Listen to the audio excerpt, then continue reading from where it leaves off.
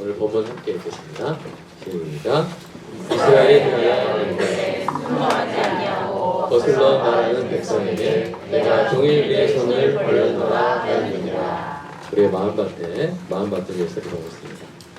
사랑의 아버지 하나님, 설교자가 성령님의 인도하심으로 성경을 정확하게 설교한다면 성도가 듣는 것은 설교자의 말이 아니라 하나님의 말씀이며 성도가 마음속에서 듣는 음성은 그리스도의 음성인 줄 믿습니다. 설교되는 길에 제일 되는 목표는 내 자아의 욕구를 만족시키는 것이 아니라 나의 관심을 하나님께 합당하게 돌려서 하나님을 보고 기뻐하여 하나님께 영광을 돌리는 것임을 고백합니다. 이제 설교를 통해 오늘 나에게 주시는 하나님의 말씀을 받을 때 내 마음이 옥토가 되게 하시고 성령님의 조명하심으로 어이없이 겸손하게 받아 회개하는 것은 회개하고 위로받을 것은 위로받고 배워야 할 것은 배움으로써 백배의 은혜를 얻게 하소서. 예수님의 이름으로 기도합니다. 아멘. 어느 마을에 한 집에 불이 났습니다. 그 집에 어린 소녀가 잠들어 있었는데요. 사람들이 발만 동동 구르고 있을 때 한 남자가 망설이지 않고 바로 들어가서 그 소녀를 구해냈습니다. 소녀를 업고 현관을 나올 때 머리 위로 떨어지는 불붙은 나무 들보로부터 소녀를 보호하느라 손에 끔찍한 화상을 입었습니다. 사람들은 소녀를 보호하느라 지독한 화상을 입은 그의 손에 경의를 표했습니다. 여러분, 사람의 뼈가 몇 개 정도 될까요? 성인의 경우에 206개 정도. 그 중에 손의 뼈는 양손을 합쳐서 54개, 각 손에 27개씩 있죠. 이를 바탕으로 손의 뼈가 전체 뼈의 개수에서 차지하는 비중을 계산하면 양손의 뼈의 개수는 전체 뼈의 개수 중에 약 26% 정도를 차지합니다. 4분의 1 정도의 뼈가 손에 있는 것이죠. 이 양손이 사람의 체중이나 부피 중에서 몇 프로 차지하냐면 1.5%를 차지한다고 합니다. 그러니까 1.5%를 차지하는 손이 그 속에 있는 뼈가 26%의 개수의 뼈를 가지고 있는 것이죠. 하나님이 사람을 만드실 때 뼈에 상당한 비중을 두고 정교하게 지으셨음을 알 수 있습니다. 이 사실이 의미하는 말은 사람이 손으로 하는 일의 의미가 매우 크다는 것이죠. 그래서 사람의 손을 보면 그 사람에 대해서 많은 것을 알 수 있습니다. 손이 거칠고 상처가 많은 사람은 고되고 위험한 일을 해온 사람일 가능성이 크고요. 손이 부드럽고 상처가 없는 사람은 편하고 안전한 일을 해온 사람일 가능성이 큽니다. 또 어떤 사람의 손에 상처나 흉터가 있는데 그것이 바로 나를 위해 어떤 일을 하다가 생긴 것이라면 그 사람은 나를 사랑하는 사람일 가능성이 크죠. 여러분의 손에는 어떤 이야기가 새겨져 있습니까? 혹시 여러분의 손에는 전도하다가 생긴 흉터가 있습니까?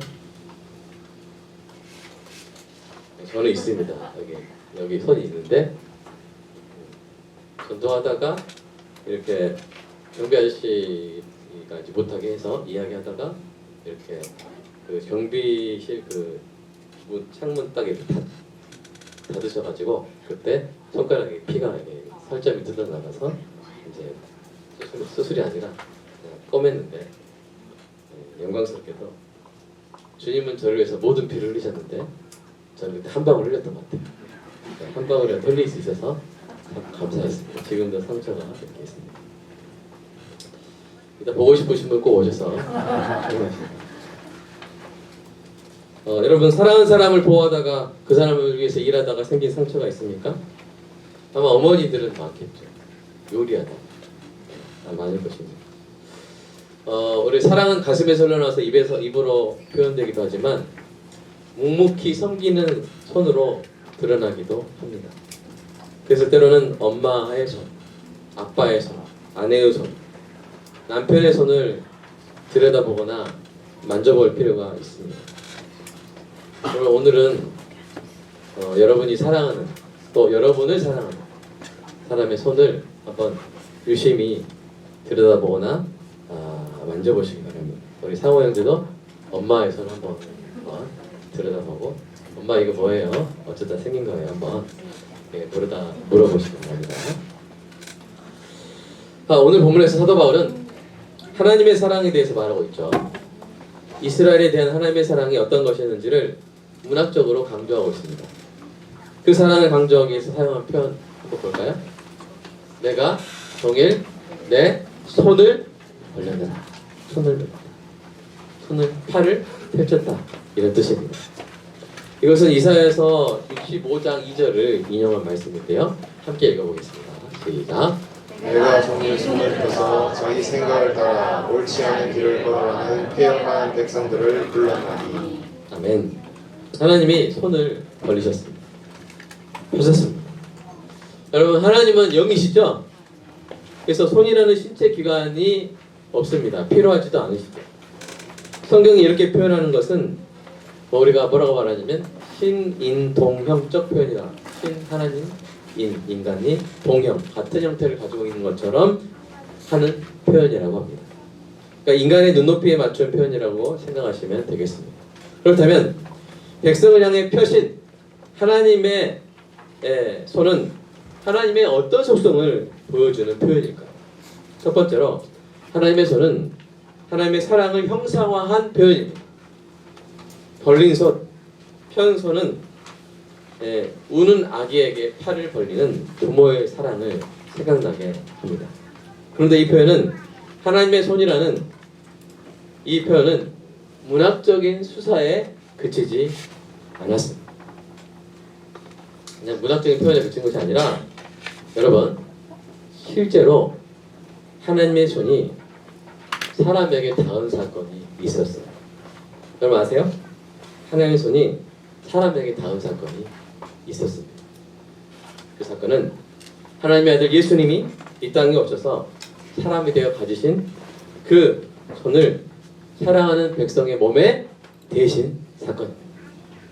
성경은 사람의 살과 뼈와 피와 신경으로 이루어진 그 하나님의 손이 어떤 일을 했는지를 보여줍니다. 여러분 한 나병 환자가 예수님께 다가왔을 때 하나님의 손이 어떤 일을 했습니까? 그 부분 한번 읽어볼까요? 시작. 예수께서 손을 내밀어 그에게 대시며 이르시되 내가 원하노니 깨끗함을 얻으라. 하나님의 손이 나병 환자의 환부에 닿았습니다. 나병 환자의 환부는 깨끗합니까? 좀 만지기가 싫어집니다. 만지기 싫어지는 그 환부에 하나님의 손이 닿은 것이죠. 그리고 그 환자가 낫는 놀라운 역사가 일어났습니다. 자, 두 시각 장애인이 예수님을 찾아왔을 때에도 그러한 일이 일어났죠. 그 부분 한번 읽어볼까요? 시작. 이에 예수께서 그들의 눈을 만지시며 이르시되 너희 믿음대로 되라 하시니. 아멘. 하나님의 손이 시각 장애인의 눈에 닿았고 그들의 눈이 나아서 볼 수 있게 되었습니다. 손을 환부에 대고 낫게 하는 것은 것에서 우리가 느끼는 가장 큰 감정은 뭐예요? 바로 사랑이죠. 사랑하니까 환부에 손을 대고 낫게 해주는 것입니다. 예수님이 보여주신 하나님의 손은 영이신 하나님의 사랑이 눈으로 보일 때 어떤 모습일지를 가장 잘 나타내 준 것이죠. 또 어떤 일이 있었습니까? 예수님의 제자 베드로가 예수님을 따라서 예수님이 무리를 바다 위를 걸으시니까 베드로가 어떻게 했어요? 지금 저도 걷겠습니다 해가지고 배에서 내려서 걸었는데 어떤 일이 일어났습니까? 파도가 치자 킹 오브 킹스 보셨죠? 갑자기 바다로 빠졌더라고요. 그때 어떤 일이 일어났습니까? 읽어볼까요? 시작. 예수께서 즉시 손을 내밀어 그를 붙잡으시니. 자신의 백성을 즉시 붙잡으시는 예수님의 손에서 여러분 하나님의 사랑이 느껴지십니까? 또 이런 일도 있었어요. 어떤 날에 사람들이 자녀들을 막 데려와서 어린아이들 데려와가지고 예수님 좀 안수해 주시기를 바라는 마음으로 데려오니까 제자들이 어떻게 했어요? 노키즈 존이야 막 하면서 애는 뭐다? 애들은 가라 막 이렇게 한 거예요. 예수님 뭐라고 했어요? 잘했다. 시끄러울 뻔했네. 이랬어요? 예수님이 제자들을 책망하셨어요. 어떻게 그럴 수 있느냐 하면서 어린아이들을 따뜻하게 맞이하시며 그들의 머리에 손을 얹어서 축복을 하셨습니다. 여러분, 하나님의 사랑이 느껴지시죠? 그리고 예수님은 마지막 승천하시는 그 순간까지 손을 들어 이렇게 하셨어요. 같이 읽어볼까요? 시작. 예수께서 그들을 데리고 베다니아까지 나와서 손을 들어 그들에게 축복하시더니 축복하실 때에 그들을 떠나 하늘로 올려지시니. 여러분, 축도하실 때 제 손을 못 보시죠? 눈을 감으시니까. 근데 저는 이러고 있단 말이에요. 이게 뭐냐면 예수님이 하신 그런 동작이죠. 예수님이 이 땅에 제자들을 남겨두고 이제 하늘 가셔야 되는데 정말 제자들을 사랑하는 마음에 하나님 그대로 붙잡아 주시고 요한에게 성령의 능력을 더해 주시고 하면서 이렇게 간절하게 마지막까지 손을 들어 제자들을 축복을 하신 것입니다. 참으로 예수님의 손은 사랑의 손이었고 그렇게 하나님의 사랑을 가장 잘 보여주었습니다. 그래서 제자 빌립이 영이신 하나님을 아버지를 보여달라고 예수님께 부탁했을 때 예수님이 이렇게 말씀하셨어요. 시작. 예수께서 이르시되 빌립아 내가 이렇게 오래 너희와 함께 있으되 내가 나를 알지 못하느냐. 나를 본 자는 아버지를 보았거늘 어찌하여 아버지를 보이라 하느냐. 그때 나라고 하는 거기에는 예수님의 손이 포함 안 되어 있어요? 포함되어 있어요? 예수님의 손을 본 자는 무엇을 본 거예요? 아버지 하나님의 손을 본 것이죠. 믿으십니까? 네. 이렇게 예수님은 예수님의 그 손을 통해서 하나님의 사랑을 이 땅에서 보여주셨습니다. 그러므로 성경이 하나님의 사랑을 손으로 표현할 때는 여러분 뭘 생각하신대요? 예수님의 손을 생각하시면 되는 것이죠. 그 사랑의 손길을 늘 마음으로 느끼는 여러분 되시기를 주님의 이름으로 축복합니다. 두 번째, 이 하나님의 손은 하나님의 희생을 형상화한 표현입니다.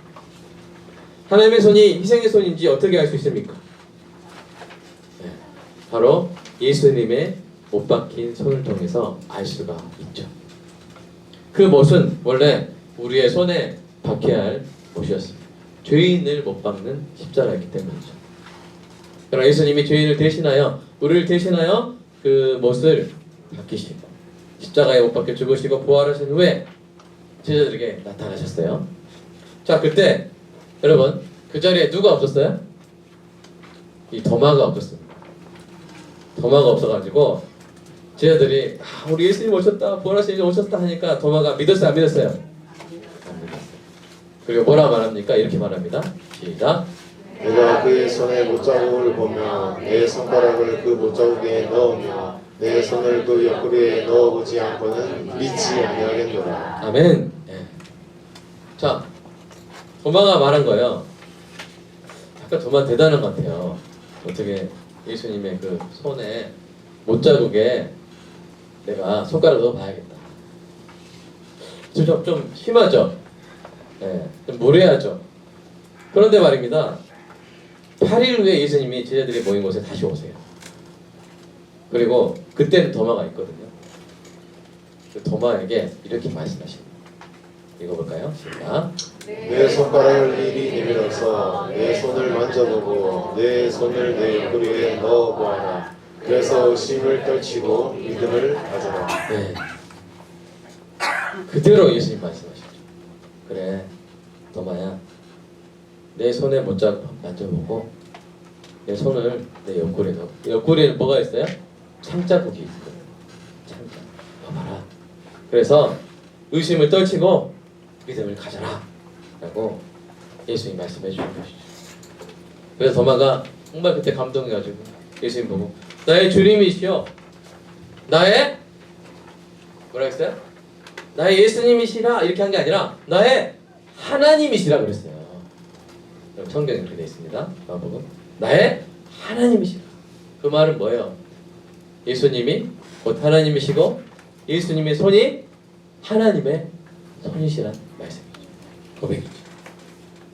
도마가 예수님의 부활에 대한 의심을 떨치고 믿음을 가질 수 있었던 증거 1호는 바로 예수님에게 막 보이는 아우라나 그런 어떤 신비적 현상이 아니라 바로 예수님의 손에 난 못자국이었던 것입니다. 사랑하는 여러분, 혹시 천국 가서 예수님이 누구신지 모르겠거든 손에 못자국 난 분 찾으시면 됩니다. 손에 못자국 난 분 찾으시면 여러분을 위해 대신 죽으신 분을 찾으시면 됩니다. 그 손에 못자국이 우리를 위한 그 놀라운 희생의 증거가 우리가 우리의 주님을 알아볼 수 있는 가장 아름다운 증거일 것입니다. 셋째로 하나님의 손은 하나님의 오래 참으심을 형상화한 표현이죠. 오늘 본문의 한 단어에 주목해 보세요. 뭐가 좀 빨개 보이는 글씨 있나요? 뭐죠? 종일. 이건 하루라는 표현은 하루라는 뜻을 말하는 것이 아니고 계속이라는 뜻입니다. 하나님은 하나님께 순종하지 않고 거역하는 백성에게 손을 잠깐 벌리신 것이 아닙니다. 종일 계속 벌리셨습니다. 이는 하나님의 사랑과 희생이 오랫동안 지속되었음을 의미합니다. 한마디로 하나님의 오래 참으심을 보여주는 것이죠. 여러분 성경을 기억해 보십시오. 하나님이 그 백성을 얼마나 끊임없이 부르시는지 기억하시기 바랍니다. 우리도 그 증인이자 당사자 아닙니까? 하나님은 내가 너 3번 딱 부른다. 3번 부를 동안 안 오면 너 끝이야. 그래서 1, 2, 3 아웃. 말했다. 그게 아니죠. 그 손을 펴서 끊임없이 부르시는 거죠. 내가 여기 있다. 그러니 오라. 오라. 오라. 오라. 오라. 오라. 오라. 오라. 오늘 아까 그 찬송 생각나시나요? 예수가 우리를 부르는 소리. 오라. 오라. 방황치 말고 오라. 그렇게 계속 부르시는 것이죠. 그 부르심을 위해 성경을 보십시오. 계속 보내십니다. 믿음의 조상을 보내시죠. 많은 제사장들을 보내주시고 선지자를 보내고 구약 성경을 주시고 세례 요한을 보내주시고 하나님의 아들 예수 그리스도까지 보내주시고 그 예수 그리스도를 십자가 못 박혀 죽이니까 그 후로도 사도들을 보내주시고 전도자를 보내주시고 신약 성경을 보내주시고 또 멀리까지 선교사를 보내주시고 또 동네마다 목사를 보내주시고 계속 펴신 팔을 계속 벌리시고 보내주시고 보내주시며 오라 오라 오라고 하십니다. 그래서 마침내 오늘 온 분 있죠? 엄마가 한두 번 오라고 했어요. 여러 번 오라고 했어요. 결국 오신 분 주님의 사랑으로 우리 주님의 손으로 이렇게 박수 한번 하겠습니다. 환영합니다. 이 사랑에 감동하여 마침내 오게 되는 것이죠. 지금도 우리 교회를 통해 오래 참으시며 기다리시는 하나님의 펴신 손을 사람들로 하여금 보게 하는 우리 교회가 된 줄로 믿습니다. 그런데 하나님께서 이처럼 사랑과 희생과 오래 참음으로 벌리신 손을 이스라엘이 어떻게 했죠? 붙잡았습니까? 결국에 붙잡았습니까? 아니면 뿌리쳤습니까? 뿌리쳤죠. 대부분의 유대인들이 뿌리쳤습니다. 성경 원문의 순서는 오늘 우리말 성경 어순과 반대인데요. 우리말 성경에서는 불순종하고 거슬려 말하는 백성에게 손을 펼쳤다 이렇게 했는데 원래 원문의 순서는 손을 먼저 벌리시는 거죠. 그거 보여주게. 온종일 내가 내 손을 벌렸다. 누구에게? 불순종하고 거슬려 말하는 백성에게. 이 하나님의 따스한 손에 무엇으로 반응한 거예요? 차가운 불순종으로 반응을 한 것입니다. 그 사랑을 받지 않을 뿐 아니라 거슬러 말했죠. 그 사랑을 비난하고 비방하고 거짓으로 고소했습니다. 예수님이 보여주신 하나님의 손을 뿌리쳤습니다. 그리고 그 손을 끄집고 가서 십자가에 못 박아버렸죠. 그렇게 하나님의 손을 뿌리치는 것은 너무나도 안타까운 일. 그래서 예수님이 이렇게 너무나 안타까움을 가지고 큰 안타까움을 이렇게 말씀하셨어요. 그를 믿는 자는 심판을 받지 아니하는 것이 믿지 아니하는 자는 하나님의 독생자의 이름을 믿지 아니하므로 벌써 심판을 받은 것입니다. 그 손을 뿌리치는 그것이 심판. 여러분 생각해보세요. 여러분이 누군가를 정말 구해주려고 절벽에서 떨어지려고 하는 사람에게 막 계속 손을 내미는데 그 사람이 끝까지 여러분 손을 딱 쳐버리고 나 죽이려고 그러지 하면서 쳐버리고 거부하는 것 자체가 그 사람에게 뭐가 되는 거예요? 그 사람이 자기 벌을 자초하게 되는 것이죠. 너무나 안타깝지 않습니까? 그렇습니다. 하나님이 벌리신 손을 끝까지 뿌리치는 것은 스스로 심판을 자초하는 것입니다. 그런 자들에게 하나님의 손이 여전히 사랑의 손으로 남을까요? 하나님의 손은 그 손을 잡는 자들에게는 영원히 사랑의 손이 될 것입니다.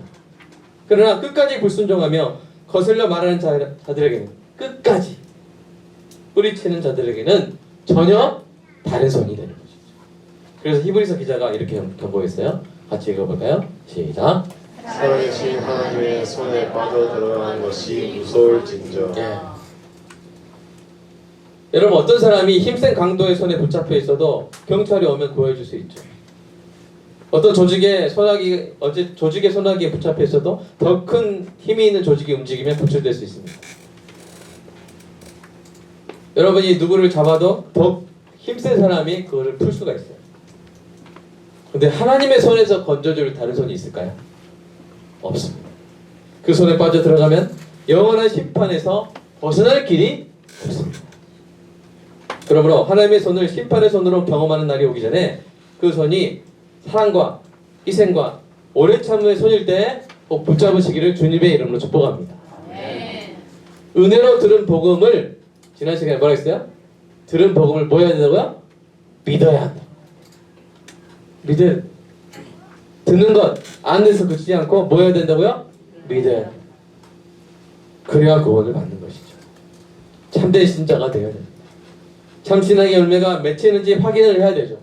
그리하여 여러분과 여러분의 소중한 사람들은 오직 하나님의 손을 사랑과 희생과 오래 참음의 손으로만 경험하는 은혜가 있기를 주님의 이름으로 축복합니다.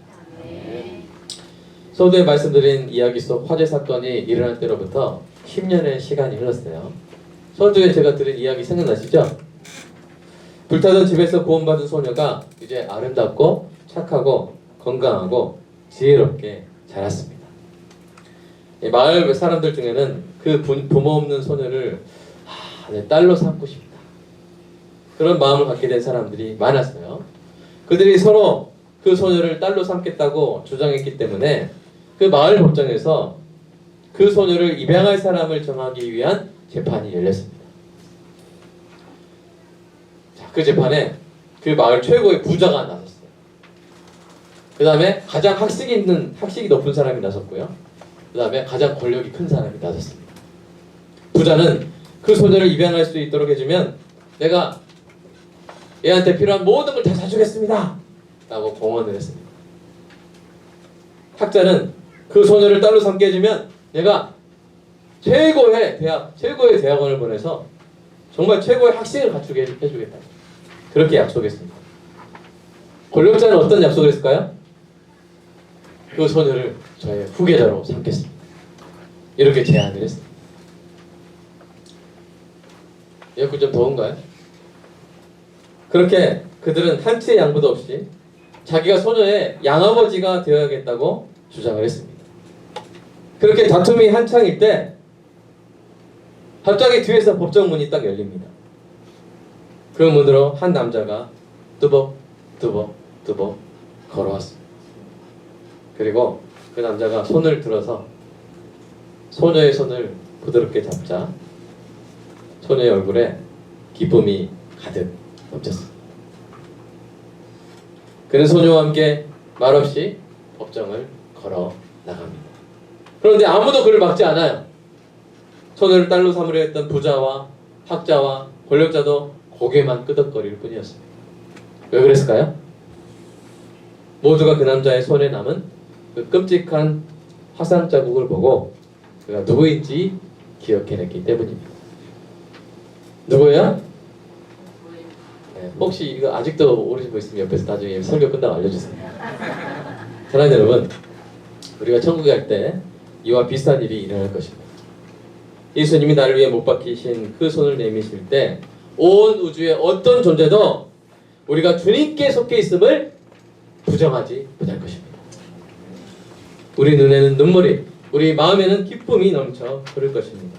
그때 비로소 오늘 본문이 말하는 하나님의 손이 어떤 손이었는지 온전히 알게 될 것입니다.